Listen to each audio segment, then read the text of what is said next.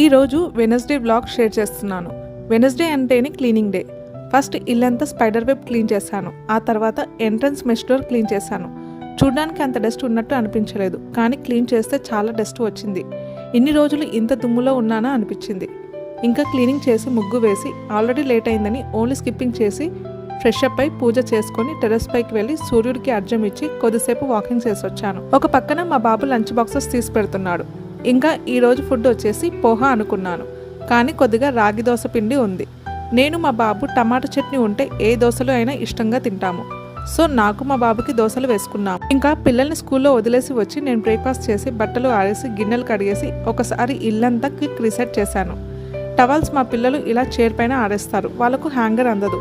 So తర్వాత నేను చూసుకొని హ్యాంగ్ చేస్తాను. ఇంకా ఈవినింగ్ వేసుకోవాల్సిన డ్రెస్సెస్ ఇలా తీసి పెట్టుకుంటారు. వెనస్డే మా డ్రెస్ కలర్ వచ్చేసి గ్రీన్ కలర్. మధ్యలో 11కి అలా నువ్వుల లడ్డు లేదంటే ప్రోటీన్ లడ్డు తింటాను. నేను ఇంట్లోనే ప్రిపేర్ చేసుకుంటాను. అలా తింటూ మెష్ డోర్ చూస్తే ఎంత నీట్గా ఉంది అనిపించింది. లంచ్కి తోటకూర ఉందని ఫ్రై చేశాను. అలాగే నెక్స్ట్ డే బ్రేక్ఫాస్ట్కి ఇడ్లీకి నానబెట్టాను. లంచ్ చేసుకున్న తర్వాత నా రొటీన్ని ప్లాన్ చేసుకున్నాను. ఇంతకు ముందు ఉన్న రొటీన్లోకి కొన్ని చేంజెస్ చేయాలి అనుకుంటున్నాను. అందుకే కొత్తగా ప్రిపేర్ చేద్దామని సెట్ చేస్తున్నాను. చూస్తుండగానే ఈవినింగ్ అయింది. పిల్లల్ని తీసుకొచ్చాక వాళ్ళకు హార్లిక్స్ ఇచ్చి ముగ్గురం కలిసి ఒక డార్క్ ఫ్యాంటసీ తిన్నాము. తర్వాత పిల్లలకి నెయిల్స్ తీసి నేను మళ్ళీ ఫ్రెష్ అప్ అయి పూజ చేసుకుని డిన్నర్కి చపాతీ ప్రిపేర్ చేశాను. డిన్నర్ తర్వాత ఇడ్లీ బ్యాటర్ చేశాను. ఈ రోజు కిచెన్ కౌంటర్ క్లీన్ చేద్దాం అనుకున్నాను, కానీ ఓపిక లేదు, తర్వాత చేద్దాం అనుకున్నా. కానీ ఒక హాఫ్ అన్ అవర్లో చేస్తే ఓ పని అయిపోతుంది అని స్టార్ట్ చేశాను. ఫస్ట్ ప్లాట్ఫామ్ అంతా ఖాళీ చేసి క్లీన్ చేసి పెట్టాను. జార్స్ అన్ని 2 days బ్యాక్ క్లీన్ చేసి రీఫిల్ చేసుకున్నాను. అందుకే అవి జస్ట్ పైన నుండి అలా తూడ్చాను అంతే.